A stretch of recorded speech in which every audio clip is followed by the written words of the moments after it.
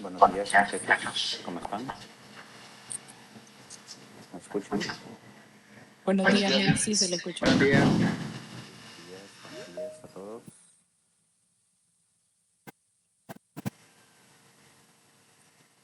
Bien, ya vamos al inicio. Entonces, son las 8:06. Les comparto por acá. Quiero que avancemos hoy un poco. Me interesa mucho que ya vayamos entrando en materia, ¿verdad? Nos vamos a olvidar un poco de la parte teórica. Ya prácticamente gastamos una semana, ¿no? en esa parte, ¿no? Solo recordándoles un poco, bueno, voy a iniciar la grabación de la clase antes que nada, porque acuérdenme de esto siempre, porque a veces se me escapa, para que ustedes puedan tener las grabaciones por ahí y obviamente pues puedan volverlas a consultar. Entonces, vamos a ver, están viendo mi presentación ahora, ¿verdad? Confírmenme, por favor. Sí, se ve. Gracias, muy amable. Gracias, muy amables. Entonces, veníamos de definir lo que era una interfaz de programación de aplicaciones. La definimos completamente, hay que acordarnos un poco. Simple y sencillamente es esa interfaz que me va a poder permitir conectar dos aplicaciones o dos sistemas, llamémosle así. Y obviamente vamos a poder configurar que esa API como tal pues se comporte de cierta manera gracias a muchas configuraciones y adaptaciones que yo voy a ir haciendo, ¿no? Entonces, esa definición la abordamos la clase pasada, vimos cómo funcionaban prácticamente a nivel teórico, cabe mencionar, la vamos a aprender a nivel práctico, hoy vamos a empezar con la parte práctica y por eso quiero cerrar esta parte, ¿no? Teníamos algunos tipos, ¿no? Las puedo definir en ambientes privados, puedo consumir de algunos partners o de algunos socios. Hay aplicaciones públicas, etcétera, ¿no? APIs públicas, porque aplicaciones públicas serían sistemas de información o herramientas públicas, pero en realidad son APIs, interfaces de programación de aplicaciones públicas, etcétera, ¿no? Teníamos dos tipos, la SOAP y la REST. Hacíamos énfasis en que por el alcance y la flexibilidad, pues íbamos a utilizar las REST. Algunos tipos que tenemos, pues los vimos por acá a nivel teórico. Vamos a ver, establecíamos algunos criterios, hablábamos de las maneras en las cuales pues yo voy a interactuar con esas API o los métodos u operaciones, ¿no? que yo puedo desarrollar. Vamos a ampliar un poco el alcance de esos métodos que ustedes ya conocen y que ya han utilizado, ¿no? como get y post. Ahora vamos a incorporar otros, como lo sería el put, patch, delete o delete soft, o soft delete, perdón, que prácticamente son los métodos con los cuales pues, nosotros vamos a interactuar en nuestras APIs. Hasta aquí pues no había ningún problema, hablamos un poco sobre la dinamización que se le puede dar a una URL para que desarrolle ciertas operaciones, o en otras palabras, si lo hablamos ya a un nivel un poquito más profesional y académico, pues podemos decir que son URLs o enlaces orientados a recursos, ¿no? Al consumo de un recurso, ¿no?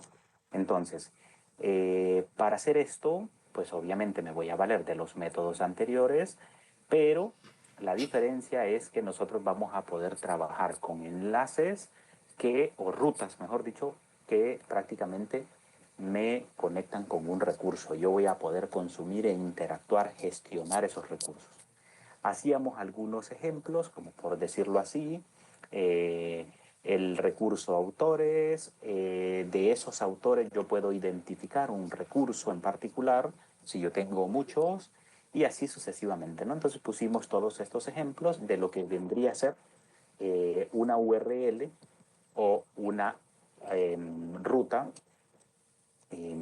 dinámica, ¿no? En pocas palabras. Dinámica, ¿por qué? Porque puede variar, ¿no? Un segmento de ella puede variar, mientras que otro va a ser estático. Por ejemplo, API, guión libros, pleca, versión cero, pleca, eso va a ser la parte estática, ¿no? De nuestra URL. Entonces, eso lo hablábamos la semana pasada, al igual que los códigos de estado, ¿no? Teníamos, y estos se los tienen que aprender ustedes, ¿no? Los códigos de estado 200, 201, 204, 400, 401, 403, 404 y 500, ¿no? Hacíamos énfasis en algunos de ellos que van a ser los más utilizados, por ejemplo, los códigos 200, 201, el 404, el 401, el 500, ¿no? Esos son unos códigos de estado que frecuentemente utilizamos. El 204, a menos de que creemos la condición, el 400, a menos de que creemos la condición, así como el 403, son los códigos de estado que quedan por fuera, pero que en realidad sí los vamos a utilizar. Podemos incluso simular esos códigos de estado. Bien. Entonces, aquí también hablábamos de lo que serían las gestiones de dependencias, ¿sí? O gestores de la gestión de dependencias o gestión de paquetes, ¿no? ¿Se acuerdan que antes nosotros pues hacíamos esos include, ¿no? Allá, incluir una librería para poder utilizar sus funciones? Eso lo aprendimos allá en lenguaje 1, ¿no? O programación básica, ¿no? Entonces, básicamente acá lo que hacemos es incorporar una herramienta que prácticamente me hace esa gestión. O sea, en otras palabras, si yo me voy a un documento de texto y yo digo, ok, fíjate que incluyo la librería mat, pero dentro de esa librería mat yo voy a utilizar la función suma, ¿cierto? Entonces, como yo voy a utilizar la función suma, sería una dependencia directa. Pero no sé si dentro de la clase mat o de la librería mat o de la biblioteca mat hay otras dependencias. ¿Me explico? Hay otras dependencias. Y es seguro, seguro que sí hay otras dependencias. Entonces, esas dependencias a ese nivel, ya yo no me preocupo por ellas. ¿Por qué razón? Porque, bueno, el gestor de dependencias, en este caso, Composer, que lo vamos a utilizar, o NPM, que prácticamente es de donde surge, ¿no? El tema de Composer, pues viene a solventar, ¿no? Me preocupo por las dependencias directas, de ahí por las demás no. Él solito me busca las últimas versiones, me las actualiza, etcétera, etcétera, etcétera, cada vez que yo ejecuto mi aplicación. Entonces, Composer no es nada más que un gestor de dependencias que nos ayuda muchísimo. ¿Por qué razón? Bueno, por la que acabamos de hablar. Además de ello, recordemos que esas dependencias se van a instalar dentro de un directorio que se llama vendor. ¿Sí? Esto quiero que lo recordemos, ¿no? Vendor. Entonces, vamos a trabajar con Composer y nos ayuda, nos da muchas ventajas por el tema no solo de actualizar mis dependencias, sino que también me permite a mí, pues, ¿qué les puedo decir? Agilizar el trabajo, ¿no? Agilizar el trabajo y entre muchísimas otras ventajas que podemos identificar de su uso e incorporación. Composer, recordemos que Composer, en este caso, nosotros vamos a utilizar como lenguaje base PHP, y si utilizásemos, por ejemplo, un bug para nuestra aplicación en Node.js, utilizaríamos NPM, o incluso si utilizáramos un bug en Python, utilizaríamos NPM, o NPM, que es Node Package Manager, ¿no? O administración de paquetes de Node. Podemos hacerlo, definirlo de esa manera, ¿no? Si utilizáramos Ruby, por ejemplo, pues el que utilizaríamos sería este que se muestra aquí, ¿no? En el título. Y cosa similar, o sea, al final recordemos de que siempre va a existir un gestor de dependencias, un gestor de paquetes, para que es compatible para nuestros lenguajes, porque son herramientas complementarias, así de sencillo. Y por acá, pues hablábamos de que cómo vamos a declarar esas dependencias, y aquí, pues prácticamente fue donde nos quedamos. Entonces, quiero que terminemos esta parte y luego nos pasemos a la parte práctica. ¿De acuerdo? Entonces, ¿cómo vamos hasta acá? Se va comprendiendo, me voy dando a entender, en otras palabras. Consideran de que he hablado cosas muy complejas, o las van asimilando. ¿Qué me pueden decir? Tomémonos un minuto para eso.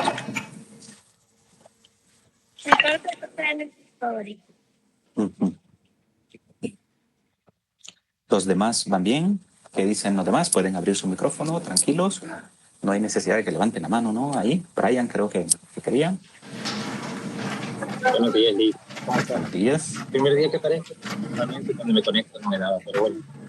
Y de verdad tengo curiosidad, tengo varias preguntas de la estructura, el comportamiento, las aplicaciones referidas, o sea, demasiada información. Pero hasta donde hemos llegado, lo que está diciendo, vamos bien. Por lo que entendí, no hay problema. Ok, perfecto. Pero se le agradezco. Ok. Gracias por la opinión. Es muy importante que usted... Dígame, le escucho. Sí, en mi caso más que todo una consulta. Con el tema de los gestores de paquetes, no sé si tendría, bueno, duda personal, ¿verdad? ¿Qué clase de medidas podríamos optar por el tema de la seguridad? Porque he leído que algunos lenguajes sí tienen esa falencia con algunos temas. Ok, perfecto. Una buena pregunta, un poquito más técnica. Pero respondo a ambas. Por ejemplo, Brian al inicio hizo tiene varias preguntas, eso es importante. Espero ir respondiendo esas preguntas a medida nos vamos adentrando, ¿de acuerdo? No se preocupen por los temas amplios, porque aquí lo hemos comentado teóricamente. ¿Qué sucede? ¿Por qué teóricamente? Porque nosotros tenemos que saber dónde estamos, ¿de acuerdo? Y luego de eso ponemos en práctica. ¿Sí? Entonces, cuando ya pongamos en práctica, vamos a responder a todas esas preguntas. El por qué, para qué, cómo, dónde, cuándo. O me explico, que son preguntas que normalmente surgen. Entonces, un poco de paciencia para aquellos que tengan este tipo de preguntas, porque las vamos a ir abordando. Créanme, poco a poco, porque no se puede, si yo les traslado todo de un solo, créanme que va a ser complejo, ¿no? Ahora, con respecto a la pregunta que hace Olmer, creo, sí, hay algunas falencias en la parte de seguridad. Ahora, en la parte de seguridad, nosotros como desarrolladores somos los responsables de darle los niveles de seguridad a nuestras aplicaciones. Y de eso, obviamente, me voy a encargar yo y el día de mañana ustedes, ¿no? O sea, en este ejercicio de clase que nosotros vamos a desarrollar, vamos a ir haciendo paso a paso muchas cosas y ustedes se van a ir respondiendo a todas esas preguntas. Por ejemplo, el tema de la parte de seguridad es muy relevante que siempre nosotros lo tengamos en cuenta. ¿Y cómo sé que mi aplicación es segura? Ok, porque yo voy a ir dándole y voy a ir subiendo de nivel grado a grado para ir solventando e ir mitigando muchas de las posibles falencias que yo tenga. Entonces van a ver que la seguridad normalmente no es en la última versión que yo implemente, ¿sí? O sea, la seguridad de una aplicación no está, bueno, sí en algunas ocasiones, ¿verdad? En la última actualización. No, sino está en la forma en la cual yo desarrollo Ahí está la clave de todo, porque si yo desarrollo mal, mi aplicación está mal, así de sencillo. Entonces, van a aprender muchísimo, por eso en esencia, la temática de la clase es optimización a nivel de desarrollo. O sea, yo llevo mi forma de desarrollo a un nivel intermedio avanzado, así se lo digo, ¿verdad? Entonces, dependerá mucho de ustedes el día de mañana que tanto fortalezcan lo que aquí van a aprender, pues obviamente, ¿no? Bien, entonces, un poco de paciencia también, nosotros vamos a ir aprendiendo esto poco a poco, ¿de acuerdo? Entonces, vámonos para acá. Con el tema del gestor de dependencias, ¿por qué hago mención de esto? Porque necesitamos definirlo, ¿no? Para empezar, nosotros vamos a... Dígame. Disculpe, con respecto a la parte de seguridad que usted dice, en dado caso, ¿qué tipo de pruebas se le daría a un sistema para corroborar el hecho de su seguridad como tal? Mire, no se trata de las pruebas. Esa es una buena pregunta. No se trata, bueno, sí, pero es en un mínimo porcentaje. No, es más la manera en la cual usted va a ir agregando niveles de seguridad para evitar muchas de esas pruebas. Me explico. Como que, por ejemplo, inyección SQL, un ataque de denegación de servicios, etcétera, ¿no? O sea, muchos ataques que nos pueden hacer a nuestras aplicaciones. Pero ¿cómo usted los mitiga? La manera en la cual desarrolla. Así de sencillo. Entonces, como por ejemplo, no va a dejar una variable de entorno a vista y uso de cualquier persona, obviamente no. Entonces, o cosa similar, pero eso nosotros lo vamos a ir aprendiendo y yo les voy a ir diciendo, miren, esto lo hacemos por esta y esta razón. ¿Qué estamos mitigando con esto? Este tipo de situaciones y así sucesivamente. Entonces, no les puedo hacer una lista, ¿no? Una lista y irles enumerando, mírenme, todas estas son las posibles fallas, porque ustedes se van a centrar en esa lista y no en la manera en la que desarrollan. ¿Me explico? Entonces, es muy importante eso, porque al final, así como ustedes pueden aprender a mitigar ahora, una brecha de seguridad, mañana esa brecha de seguridad puede abrirse otra vez, porque vino alguien que es, digámoslo así, un poco pensante, o sea, en otras palabras, explota mucho los recursos, y dijo, ok, antes lo vulneraba por aquí, ahora lo vulnero por acá. No hay ningún problema. ¿Me explico? Entonces, eso es lo que nosotros buscamos. Bien, espero haber respondido. Tranquilo, yo sé que tienen muchas preguntas, pero lo vamos a ir solventando. Abordemos esto y entremos un poco en materia para que vayamos viendo. Entonces, nuestro gestor de dependencias, imagínense ustedes, por eso les pongo el escenario aquí, imagina que estás desarrollando un proyecto y necesitas una librería para guardar mensajes en el logs. Todo el mundo sabe lo que es un logs, ¿verdad? Entonces, para guardar mensajes en mi bitácora, ¿no? Entonces, después de buscar librerías de logs existentes para un lenguaje como PHP, por ejemplo, tú decides utilizar Monolog, la librería Monolog. Entonces, para incluir esta librería en tu proyecto, lo único que tienes que hacer es crear un archivo composer.json, ¿sí? Composer.json, ese sería el archivo donde nosotros, bueno, que mejor dicho, que nosotros crearíamos para poder incluir las librerías. Y para poder describir las dependencias de tu proyecto, o sea, en otras palabras, para poder incluir esa librería Monolog en mi proyecto, pues bastaría hacerlo de esta manera. ¿Ven las llaves? La llave de apertura, llave de cierre. Por aquí no estoy utilizando un lapicito, sino que solo estoy utilizando, vamos a ver, revisar. Creo que vamos a resaltar por aquí. ¿Ven esta llavecita por acá? Y por acá también. Entonces, esa llavecita de apertura y cierre, prácticamente lo que estamos definiendo es un JSON. ¿Sí? Un JSON. ¿Qué es un JSON? Una cadena de caracteres. Así de sencillo. Una cadena de caracteres ordenada, obviamente.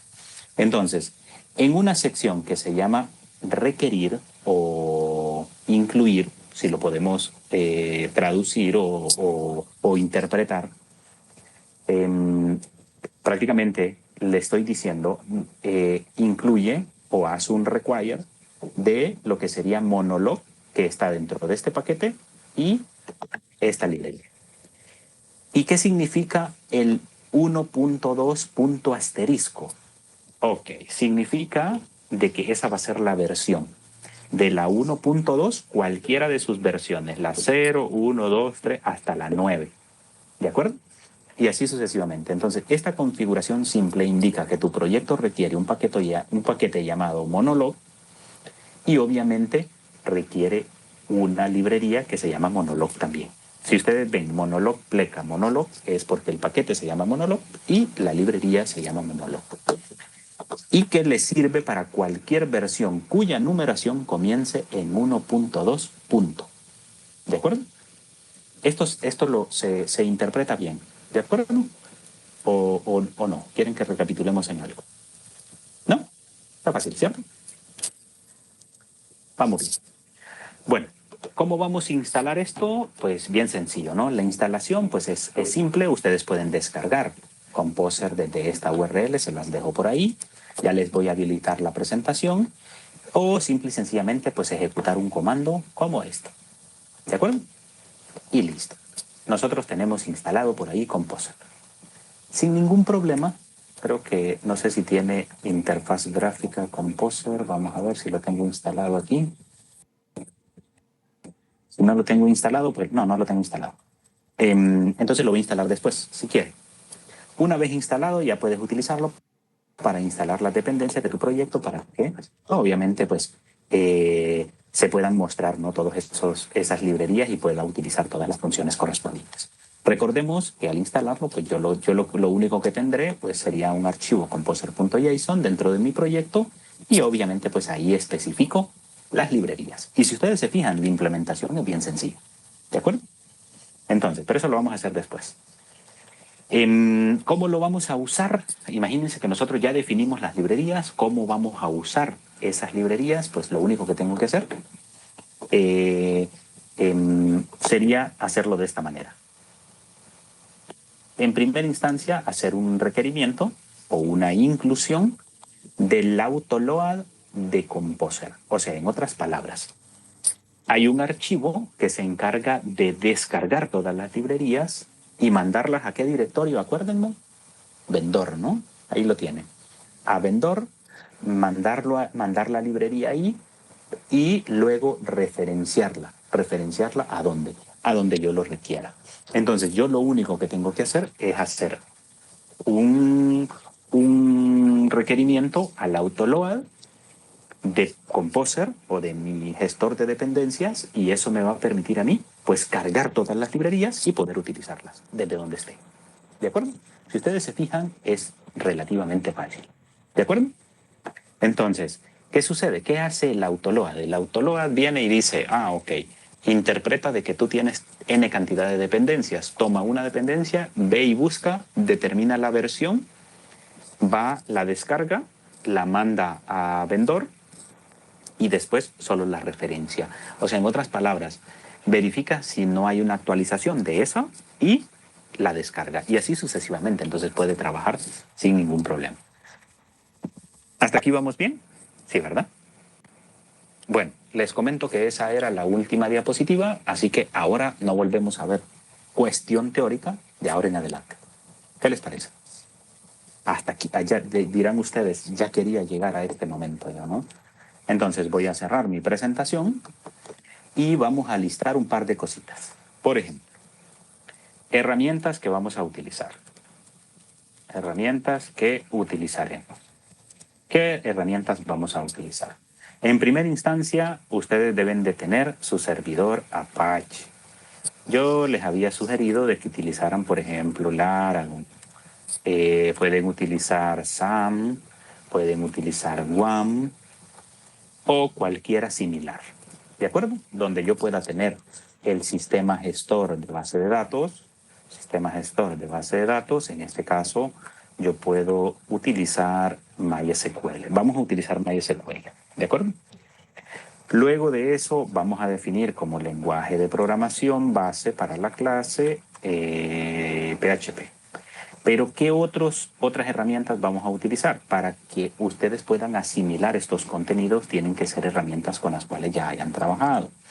JavaScript, Podemos utilizar CSS, podemos utilizar HTML, todo esto ustedes pues ya lo deberían. Y algún framework en particular, algún framework como qué, bueno, un framework para agilizar este tipo de cosas. Entonces, vamos a utilizar este tipo de herramientas. Listo. ¿Qué otros elementos? Bueno, gestor de dependencias. El gestor de dependencias va a ser, en nuestro caso, va a ser Composer. ¿De acuerdo? Entonces hay que descargarlo, hay que instalarlo y listo. Ya lo tenemos por ahí. Con que lo tengan instalado y tengan todas estas, bueno, al menos una de las primeras, de la primera herramienta, el sistema gestor de base de datos MySQL, que ya viene incorporado con Laragon, con SAM o con WAM, entonces no hay ningún problema. Inclusive, pues el lenguaje PHP y esto pues que ya vendría incorporado también con algunos de estas herramientas. Entonces no hay ningún problema. Habría que descargar adicionalmente pues Composer. Vamos a utilizar algunas extensiones. Vamos a utilizar algunas extensiones. Estas extensiones, vamos a utilizar alguna extensión para el testeo de APIs, podemos utilizar extensiones para Git, podemos utilizar extensiones para ¿qué más? Vamos a ver. Creo que con esas, ¿no? Nos bastará suficiente. Si utilizamos otra, pues ahí lo vamos a hacer. Esto no lo hagan ahorita, yo les voy a decir cómo lo vamos a hacer, ¿verdad? Entonces me esperan por ahí, cuando ya lo estemos trabajando. Ahora, Ya lo estaba buscando. ¿Ah? Ya lo estaba buscando más bien. Nah, tranquilos. Bueno, para que la vayan instalando si quieren, por ejemplo, para el testeo de APIs, instálese ThunderClient, ¿sí? ThunderClient nos va a ayudar a nosotros al testeo de APIs. Y para Git, pues pueden buscar la misma extensión de ellos, ¿no? Entonces, estas son herramientas que vamos a utilizar. Ahora, ¿por dónde vamos a empezar? Vamos a empezar por una API simple.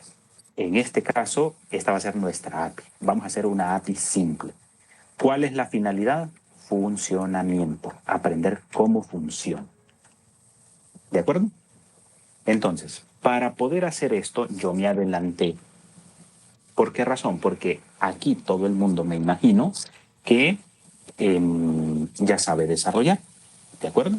Entonces, vamos a ver qué tanto saben desarrollar. ¿De acuerdo? Les voy a mostrar una manera y quiero saber si hay alguien que no le entiende. Entonces, verán, me voy a ir a mi navegador. Necesito que completen los grupos ustedes. Necesito que completen los grupos. Por ahí faltan 2 grupos, ¿no? O algunas personas no tienen equipo. Bueno, me vine para acá y decidí hacer un pequeño, bueno, esto no lo he hecho, creo, hacer un pequeño ejercicio de nuestra API REST, ¿sí? Veamos por acá. La primera API yo ya la tengo creada, se las voy a explicar detenidamente, así que necesito que ustedes presten atención.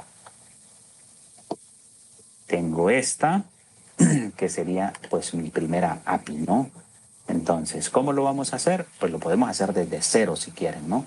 Entonces, desde cero, pero hay mucho que trabajar. Si ustedes se fijan, acá la tengo abierta yo en mi Visual Studio Code, pero quiero que nos centremos en algo. Por ejemplo, lo primero es la estructura. Voy a utilizar la lupa para poder enfocar un poco. Entonces, vean. Si ustedes se fijan en la estructura, yo lo primero que voy a utilizar es... Todo el mundo aquí sabe cómo diseñar un sistema de información. Lo primero que hacemos es estructurar nuestra base de datos. Imagínense que nosotros ya tenemos nuestra base de datos estructurada, con nuestros procedimientos almacenados y todo. Que sería, pues básicamente, esta que ustedes ven aquí. ¿Sí? Programación aplicada. Yo ya tengo una tabla que se llama abogados, una tabla que se llama gabinetes, otra que se llama periodos, que esa no la vamos a ocupar. Prácticamente las que vamos a ocupar son estos dos. Y Una base de datos súper sencilla, porque a mí me interesa no perder el tiempo, y no es perder el tiempo, sino no invertir tiempo en la base de datos, porque esto ya ustedes lo manejan, sino en cómo trabajar con una API. Entonces, vean ustedes que yo tengo diversos procedimientos almacenados que yo puedo reutilizar. O sea, en otras palabras, tengo un login que lo único que hace es hacer un select asterisco from a la tabla abogados, donde el correo es igual al correo, ¿sí? Y le puedo poner la contraseña igual a la contraseña, etcétera. Eso lo vamos a modificar después. Pero prácticamente puedo utilizar esta base de datos. Eso quiere decir que en mis requerimientos vamos a construir, o sea, para esta API número 1, vamos a construir un sistema de información web donde voy a utilizar una base de datos relacional que yo ya ya está completa. Entonces, tarea completada, ¿no? Tarea completada. ¿De acuerdo? Ahora, ¿en qué me voy a enfocar? Bueno, en el sistema de información, ¿sí? Entonces, obviamente en el sistema de información, que a la vez también conlleva una API. Hasta aquí vamos bien, no sé si me voy dando a entender. ¿Desde dónde vamos a iniciar? ¿Sí? ¿O quieren que iniciemos desde cero? Porque es que si iniciamos desde cero, entonces va a llevar un poquito más de tiempo. Yo creería de que iniciemos desde un escenario en particular, que sería este. Bueno, asumamos de que ya tenemos nuestra base de datos, ¿de acuerdo? Así ya condicionada con nuestras entidades, nuestros procedimientos almacenados completos. ¿De acuerdo? Entonces, eso ya está completado. Ahora, lo que vamos a trabajar ahorita, esta está incompleta, ¿no? Está incompleta. Incompleta. Es aquí, nos vamos a centrar en esto. Entonces, yo les voy a mostrar una manera en la cual podemos desarrollar y obviamente dependerá mucho de ustedes. Ok. Esto no quiere decir que sea la mejor práctica, simple y sencillamente recuerden, este primer ejercicio nos centramos en funcionamiento. Entonces vamos a entender qué es una API, cómo funciona. Ok. Perfecto. Entonces, vamos a recordar algunas cosas. ¿Se acuerdan ustedes que ustedes terminaban de estructurar su base de datos y luego pasaban a construir sus clases? ¿De acuerdo? Sus clases. Entonces, yo ya tengo una clase abogado que está creada. Y vean qué sencilla está esta clasecita. Voy a cerrar esta sección de la parte de incorporación de IA. No lo necesito ahorita. Entonces, tengo una clase abogado. ¿Sí? Aquí está, miren. Una clase que yo determiné abogado. ¿Por qué razón? Ah, bueno, porque yo tengo una entidad tabla abogados. Entonces necesito una una clase que me permita pues trabajar con esa entidad. Entonces, tengo una clase abogado que tiene métodos como por ejemplo crear un abogado que va a recibir todos estos parámetros, va a abrir una conexión, va a ejecutar un insert en la tabla y la va a ejecutar esa consulta, ¿no? Entonces, ¿qué va a retornar esto? Pues me va a retornar una respuesta, ¿no? ¿Qué respuesta sería? ¿Un verdadero o un falso? Dependiendo de si se haya insertado o no el registro. ¿Todos vamos bien hasta aquí? ¿Sí? ¿Todo el mundo está familiarizado con el lenguaje PHP o no? ¿Hay alguno que no? Sí, Lee. ¿Sí? Sí, todos por ahí. Un poco Bueno. fríos, pero sí. Un poco por ahí. Bueno, no importa, no se preocupe, que lo vamos a ir fortaleciendo. Pero todo el mundo va entendiendo esto. Todo el mundo maneja orientación a objetos y demás. Entonces ya por lo menos lo vio, ¿no? Que eso es importante. Déjenme cerrar esta lupa que no nos es relevante ahorita. Entonces, creé la clase abogado, un método crear abogado, o sea, registrar, un método que me permita traer un abogado de acorde a un identificador, que en este caso sería el ID, Luego, vean ustedes que al final son métodos relativamente sencillos. Crear abogado, retornar abogado, verificar si existe o no un abogado con el DNI. Métodos bien sencillos. Eliminar abogado. Obviamente, para poder eliminar un abogado, yo necesito mandarle un ID. Y si ustedes se fijan, yo aquí tengo actualizar abogado. Ahora, muy importante. Si ustedes se fijan, yo ahí estoy haciendo las consultas aquí. Yo no estoy consumiendo procedimientos almacenados todavía. Y ustedes me dirán, pero ¿y por qué no lo está haciendo de una vez? Ok, primero lo primero, funcionamiento. Luego nos encargamos de los procedimientos almacenados. ¿De acuerdo? Bien, con la clase abogado no hay ningún problema. Así como construí una clase para el que va a referenciar o que va a trabajar con la entidad abogado de mi base de datos, entonces puedo tener una para gabinetes, puedo tener una para periodos, para todas las tablas habidas y por haber. Bueno, relativamente, excepto aquellas que son tablas transaccionales. Entonces, para aquellas entidades principales de mi base de datos. Bien, como yo ya creé todas mis clases, ahora lo que necesito es establecer una conexión de mi sistema de información para con mi base de datos. Para ello necesito una clase conexión. Y una clase conexión, que va a ser la única puerta de entrada, o mejor dicho, de comunicación de mi sistema para con la base de datos, pues no es nada más que un par de instrucciones como esta. Si ustedes se fijan, vamos a ver, defino la clase conexión.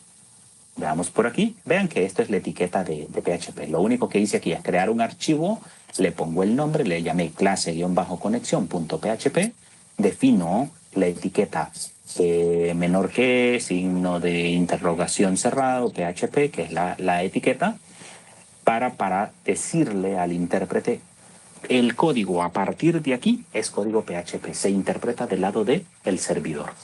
Entonces, tengo la clase conexión, defino esa clase conexión, abro, cierro, vean ustedes, luego defino los 4 parámetros mínimos que necesito para poder abrir mi conexión.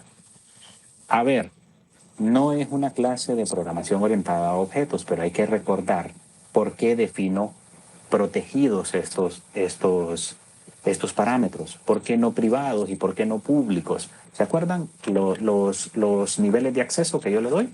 Entonces, acuérdense de los niveles de acceso a nivel de programación orientada a objetos, específicamente a nivel ¿qué les puedo decir? De atributos de la clase. ¿De acuerdo? ¿Cómo los voy a definir? Públicos, ¿cuándo? ¿Cuándo tengo que definir los públicos? ¿Cuándo los defino privados? Hay que acordarnos de eso. ¿Y cuándo los defino protegidos? O sea, esas son las preguntas que ustedes tienen que hacer.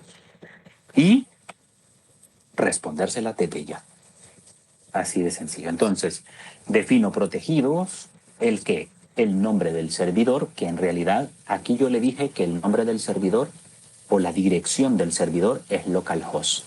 Todo el mundo sabe que localhost es equivalente a tener una dirección IP, ¿cierto? ¿Cuál era esa dirección IP? 127.0.0.1. ¿De acuerdo? Entonces, localhost, lo único que yo le estoy diciendo, ok, mira, es que la dirección IP de mi servidor es esta. Es donde tú vas a ir y vas a buscar esta base de datos y te vas a conectar. Entonces, en otras palabras, como yo lo tengo en local, entonces por eso le coloco al localhost. O le puedo colocar 127.0.0.1. ¿Cuál va a ser el nombre de nuestra base de datos? Y vean que yo le di como, estos son nombres de variables, ¿no? Entonces le digo, protegida esta variable, que se llama database host o servidor de base de datos. Luego le digo, ok, mira, el nombre de mi base de datos es esto. El usuario con el cual te vas a conectar a esa base es esta. Y la contraseña con la que te vas a conectar es esta. Entonces son los 4 parámetros mínimos, los definí. Luego, ¿qué tengo aquí? Un constructor. El constructor por defecto, vacío. Y luego, ¿qué tengo? Pues simple y sencillamente un método que me permite a mí abrir la conexión. ¿Sí? Le digo que va a ser público. ¿Por qué? Porque ese método abrir conexión yo lo voy a llamar de todas las demás clases. Así de sencillo. Ahora bien, ¿qué es lo que vamos, cómo vamos a abrir esta conexión? Lo vamos a hacer a través de un objeto PDO, ¿sí? Un objeto PDO, hay una clase que así se llama. Así que les invito a que lean un poco, especialmente a aquellas personas que lo desconocen. Hay una clase que se llama PDO en PHP y ustedes pueden encontrar toda la documentación correspondiente. Como por ejemplo, ustedes solo colocan PDO PHP. Así, una búsqueda rapidísima. Y aquí les aparece, les va a decir, ok, PDO es una clase que te permite abrir una conexión o interactuar con la base de datos. Aquí les dice PHP Data Object. Y aquí encontrarán toda la documentación de eso. Entonces, al final, ¿qué nos va a permitir? Por ejemplo, hacer un insert, preparar una consulta, ejecutar una consulta, hacer commit, hacer rollback, todas aquellas operaciones que nosotros ya aprendimos a nivel de base de datos. ¿De acuerdo? Entonces, bien, para poder trabajar con la apertura de mi conexión, hagamos caso omiso a esto. ¿De acuerdo? Solo por el momento. Voy a hacerlo a través de un try catch. ¿De acuerdo? Alguien que me recuerde qué es un try catch. Ustedes ya saben Para manejar exactamente, es para el manejo de excepciones. Pero ¿alguien sabe por qué yo debo manejar excepciones? por si en dado caso algo saliese mal con el programa, que no se truene totalmente, sino que haya alguna otra opción que pueda ver el destinatario final, por así decirlo. Vamos a ver, tiene la idea, eso es bueno, eso es bueno. En realidad, un try catch es un segmento de código que me permite controlar aquellos escenarios atípicos, porque recuerden de que yo estoy ahora mismo, estoy en el código de mi sistema de información, ¿de acuerdo? Entonces, no sé si me están viendo. Yo creo que sí, ¿verdad? Entonces, yo creo que sí. Entonces, si me están viendo, céntrense acá. Yo tengo mi sistema de información en un lado y tiene que conectarse con mi base de datos. Entonces, ese try catch lo defino a nivel de mi servidor web. Por lo tanto, cuando yo haga una petición de conexión con mi servidor de base de datos, sale del servidor. Entonces, en ese tramo que hay desde el servidor web al servidor de base de datos, puede suceder cualquier cosa. Entonces, yo necesito controlar esas situaciones que yo no puedo controlar, en pocas palabras, ¿vale? A pesar de que sea redundante. Tengo que tener una salvedad de que si yo hago una petición y esa petición se pierde y yo no obtengo una respuesta, ok, le mando un mensaje al usuario y le digo, mira, ahorita yo hice la petición, pero no funcionó, se perdió. Entonces hay que revisar si el servidor de base de datos tiene algún problema o en su defecto hay algún problema de este lado. ¿Me explico? Entonces, al final, esto me permite a mí controlar esos escenarios atípicos que puedan suceder de un emisor a un receptor. En este caso, del servidor web al servidor de base de datos. No sé si me di a entender. Yo creo que sí, ¿verdad? Eso es fácil. Ya lo sabían. Pero... ya lo sabían más bien, ¿no? Entonces, veamos. Lo único que hago aquí, pues simple y sencillamente es definir un arreglo, ¿sí? Un arreglo que se llama opciones, que lo único que le estoy diciendo, fíjate que lo que vas a hacer ahorita es que vas a hacer que las consultas, cuando tengan que retornar una respuesta de base de datos, pues sea persistente, no esa conexión. O en otras palabras, este atributo también ustedes lo pueden encontrar en la documentación. Son atributos, son formas en las cuales yo puedo setear las respuestas que vengan del servidor de base de datos. Entonces, si ustedes se fijan por acá, hay muchos atributos que yo le puedo dar. Ya van a ver, con eso, administración de las conexiones. Por ejemplo, vamos a ver si hay algún detallito por acá específico. Si no, más adelante podemos incorporar algunas otras y los podemos ir testeando, porque lo vamos a tener que manipular de cierta manera.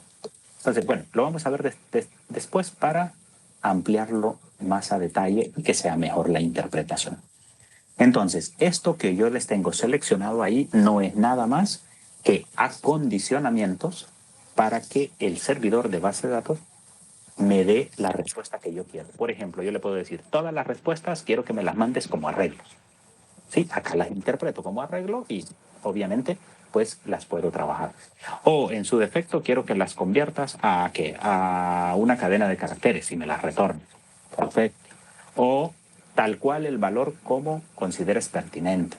Listo, me lo envía. Y así sucesivamente, muchas otras cosas también. Entonces, estos solo son acondicionamientos de cómo quiero que la respuesta de mi servidor de base de datos retorne. Bien, si ustedes se fijan, el método es abrir conexión. Por lo tanto, para poder abrir la conexión, es como que yo le diga, ok, esta es la llave y esta llave abre esa puerta. Entonces, ¿cómo yo me voy a conectar con un objeto? Va a ser a través de sus métodos, ¿cierto? Entonces, lo único que hago acá es retornar un objeto PDO. ¿Sí? Retornar un objeto PDO significa yo retorno un objeto con todas las condiciones ideales para que pueda utilizar los métodos necesarios para poder interactuar con la base de datos que yo estoy especificando en la parte de arriba. ¿Por qué? Porque son los parámetros que yo le estoy dando aquí. ¿De acuerdo? Y listo, yo retorno ese objeto PDO con el cual yo voy a trabajar y en un dado caso no se pueda generar ese objeto, pues le mando un error, ¿no? Entonces, prácticamente yo tengo mi clase conexión aquí. Listo. Hasta este momento nosotros tenemos las clases de nuestras entidades, la clase de conexión, o mejor dicho, el objeto que me permitirá a mí comunicarme del sistema web al sistema de base de datos. ¿Cierto? Entonces, todo esto, ¿hay alguno de ustedes sin el afán de que se sienta menor o más que alguien que no lo comprende? Me interesa mucho. Si no se entiende, porque tenemos que retomarlo más a detalle. Tenemos que dar un pasito atrás. Sin pena. ¿Todos lo comprendemos a detalle? Vamos a ver, voy a navegar entre las paginitas de todos los compañeros por ahí.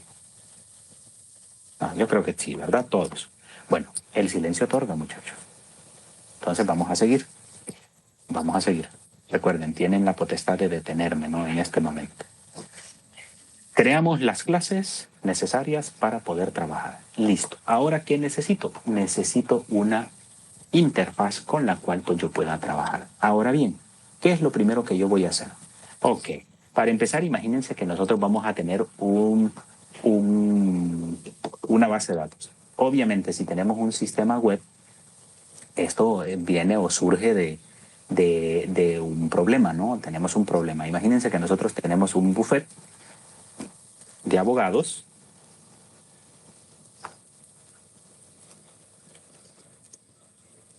que requiere cierto control sobre sus procesos. Entonces, nosotros pudimos determinar con el análisis y el diseño del sistema que vamos a tener una parte pública, o vamos a decirlo así, una parte pública y otra parte privada, ¿sí? Privada. ¿Cuál va a ser la parte pública? La parte pública va a ser aquello que, por ejemplo, van a poder ver los servicios que ofrece el buffet, van a poder contactarnos, etc. Y una parte privada es el panel de administración que nosotros vamos a tener en nuestro sistema de información. Entonces, esa parte privada es en la que nosotros nos vamos a centrar primero porque necesito tener todo lo que es la administración de mis servicios, de mis herramientas, de mi información, para poder ponerla a disposición de la comunidad en general, que en este caso sería la parte pública. Entonces, todo el mundo ya tuvo que haber aprendido de que, por ejemplo, un sistema de información, nosotros lo podemos dividir en una perspectiva de usuario y en una perspectiva de administración. Esas son perspectivas, o sea, puntos de vista. Ahora, yo puedo utilizar patrones de diseño, etcétera, etcétera, los patrones de diseño pues van de la mano con estas perspectivas. Entonces, aquí yo solo les puedo decir, ok, estas son perspectivas o puntos de vista, para que no se confundan. Entonces, en este caso, nosotros nos vamos a centrar en generar la parte privada, que vendría a ser la perspectiva de administrador. La parte pública sería la perspectiva de usuario. Entonces, estas son formas de ver un sistema de información web, pero muy importante que ustedes sepan diferenciar. Ahora, ustedes me dirán, ¿los tengo que trabajar por aparte? Sí, es muy importante que usted sepa cuál es la administración de su sistema y cuál es la parte pública o la parte de usuario, lo que usted va a poner a disposición de las personas. Entonces, y tener el control sobre ese panel de administración que es necesario. Entonces, este tipo de cosas, pues obviamente ya las tuvieron que haber trabajado en clases anteriores y por lo tanto yo me centraré en utilizarlas. Ahora bien, estamos por acá, ya creamos nuestras clases, entonces me interesaría mucho el hecho de que yo crease los formularios correspondientes para poder trabajar. En primera instancia, vamos a crear nuestro login. Y generé por aquí, vean ustedes, les puse una carpetita que se llama From. Y les puse las dos perspectivas, una perspectiva de usuario y una perspectiva de administrador. No sé si lo logran ver. Sí, ¿verdad? Entonces, por acá tenemos nuestras clases, que yo las ubiqué. Vean que lo que hice fue crear un directorio que se llama API-RES. Vamos a ampliarlo un poquito. Aquí miren, ¿ve? Lo primero que yo hice fue irme a www, me voy a ubicar por aquí, irme a www del Aragon, ¿sí? Y crear una carpetita que se llamaba, o que yo le voy a denominar API-medio-res. Luego, voy a crear, imagínense que hasta donde hemos visto, nosotros solo hemos creado una carpetita que se llama includes o incluir las clases, ¿no? Incluso yo le puedo llamar lo puedo llamar de otra manera. Inclusive esa carpeta clase yo la puedo mandar al front. Recuerden de que ahorita no estamos utilizando un patrón de diseño. Solo lo único que estoy haciendo es creando archivos para poder entender cómo funcionan las APIs. Entonces, dentro de includes yo pude crear las clases correspondientes, que en este caso sería la clase abogado, que ya la vimos, y la clase conexión, pues que ya la vimos. Al final no tengo nada más. Esos son los objetos con los cuales yo voy a trabajar. Ahora bien, para poder trabajar, habíamos dicho de que íbamos a tener dos perspectivas, una perspectiva de usuario y una perspectiva de administrador. Me interesa ese panel de administración. Entonces, para el panel de administración me resulta relevante generar un índice. ¿Cierto? Entonces, vean por acá, tengo la carpetita administración, donde incluso yo puedo mover acá esas clases. Miren, esas clases. Entonces, esto lo vamos a quitar de aquí y la vamos a mover para acá. Así que para que vayamos digámoslo así, un poco más en orden, ¿no? Entonces, pero eso lo vamos a hacer luego, no se preocupen. O ya para mañana se las traigo ordenadas. Entonces, aquí en el panel de administración, yo voy a tener un índice. Ese índice, pues va a tener un usuario y una contraseña. Ese índice, si yo lo quiero visualizar, pues lo voy a tener aquí en front, ¿cierto? Y luego vean que lo único que hice fue decirle localhost, API-RES, front, y dentro del front en admin. Y aquí tengo mi acceso, ¿sí? O sea, mi login. Vean que estoy utilizando formularios de Bootstrap, ¿no? Nada más. Entonces, para poder facilitar. Entonces, aquí yo ya tengo mi login que sería este formulario que ustedes ven por acá. ¿Sí? Si ustedes se fijan, está medio personalizado ahí, utilizo algún código CSS, algún código JS, pero al mismo tiempo estoy utilizando un framework que en este caso sería jQuery, ¿sí? Y también un archivo .js. Pero de esto vamos a hablar mañana porque ya se nos fue la hora, ¿no? Entonces, este login es bien sencillito porque lo único que hace es capturar estos dos valores, va y valida a nivel de base de datos para poder ingresar a lo que sería mi panel de administración, que en este caso, pues, sería donde yo voy a gestionar todos esos abogados, ¿no? Todos los servicios que ofrece el buffet. Entonces, le doy ingresar, yo llego y me dice, ok, panel de administración del buffet tras las rejas. O sea, qué nombre más para el ejemplo, ¿no? O sea, hagan caso omiso a eso. Entonces, y acá vamos a tener un menú donde yo voy a administrar, por ejemplo, la parte de abogados. Entonces, si ustedes se fijan, este sería el panel de administración que está controlado con un login, ¿cierto? Entonces, pero vamos a ver qué tal andan ustedes a nivel de desarrollo para poder hacer estas peticiones y poder comunicarme con la base de datos. Vamos a hacer ese breve repaso para luego ya entrar en materia, ¿no? Porque esto es como decir la parte introductoria a lo práctico. Si ustedes quieren que creemos un formulario adicional, desde cero se los hago y sin ningún problema, pues podemos ejemplificarlo. Pero bien, dejamos la clase por ahí. Ya no les quito más el tiempo porque son las 9 en punto. ¿De acuerdo? Entonces, hay mucho de qué hablar. Así que mucha atención y sean muy puntuales. Bien, buen día muchachos, cuídense. Nos vemos mañana. Gracias, Lee.